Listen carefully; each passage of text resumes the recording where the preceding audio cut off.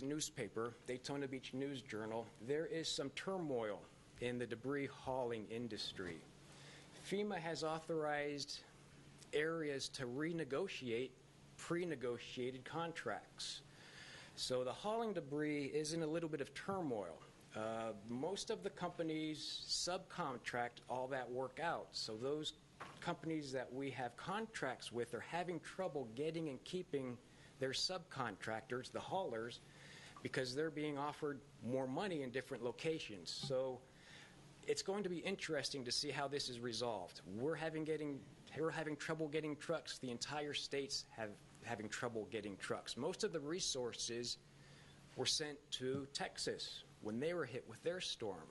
A lot of pumps, a lot of hose, a lot of hauling trucks went to Texas. So getting those resources back has been extremely difficult for a lot of the haulers.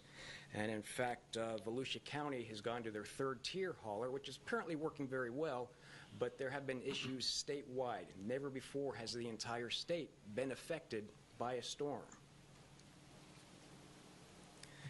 You may get complaints about Public Works. We are making small piles into big piles. We're moving debris around so when the clam trucks come around, they can have easier access to pick up the debris and put it in their truck. We do keep the piles of debris in the right-of-way. Some of the criteria we look at, we try to put it mid-block. We don't want to put them at the intersections because then we're causing line-of-sight hazards. We also don't want to put them next to wires or under wires or in a tight location where the clam truck can't reach it. So we are moving debris around, and if people see that occurring, it means the truck's hopefully very close by. And this is where I have to tell you I was wrong. I expected about the same amount of debris with Hurricane Matthew.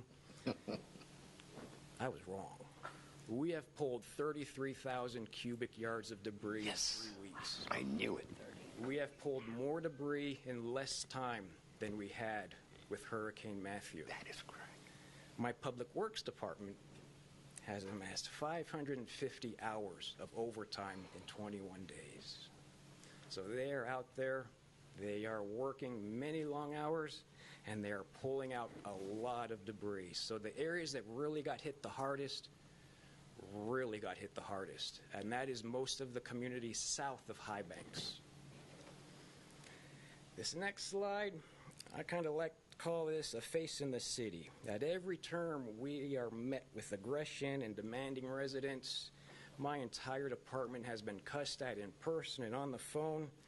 And we just keep trucking along. That's what we do. We're out there to protect the city and make things better, so that's what we are doing.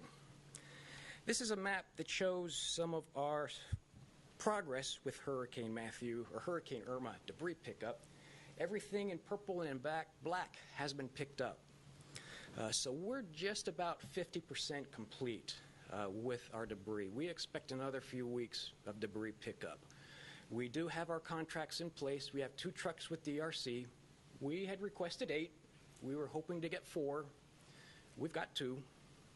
So they are working the southeast quadrant because those are the clam trucks that can pick up a lot more of the heavy debris. We have our subcontractor with Waste Pro that has been doing a tremendous job. They have hit just about the entire southeast quadrant, and we have much more work for them moving north of High Banks when they're done with that. So having them on board has been a godsend. DRC is helpful, but having them in place really has moved this project, or this debris pickup project, along much more quickly. So having them has been tremendous. Since we are looking at more debris, unfortunately that's going to be more money. Funding is going to be available for this. There's just no way around it. I will be submitting a after-action report when I have time to sit down and collect all my thoughts on this.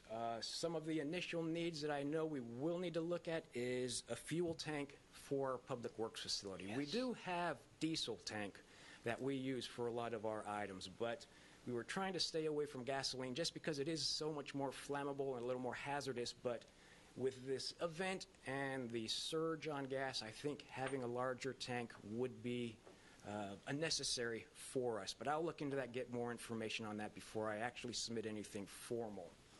We do need a generator for our facility, a full-time site generator. A front-end loader would be very nice. That is a costly piece of equipment. That's not